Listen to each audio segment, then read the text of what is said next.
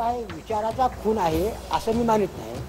मातीपूर लोकांनी खून केला असणार आहे असं मी शिजोपर्यंत मानतो.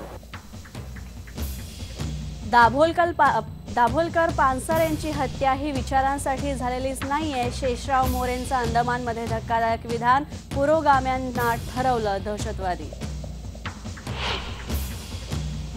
शेषराव मोरेंच्या वादग्रस्त विधानावर होतीये टीका. हे विधान विकृत, भालचंद्र कांगोंची प्रतिक्रिया.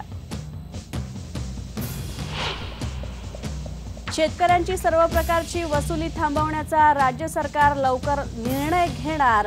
दुष्काळाच्या पार्श्वभूमीवर मुख्यमंत्र्यांनी सोलापुरात दिली माहिती. इंद्राणीसह 3 मुख्य संशयितांची पोलीस कोठडी संपली. आज कोर्टात करणार हजर.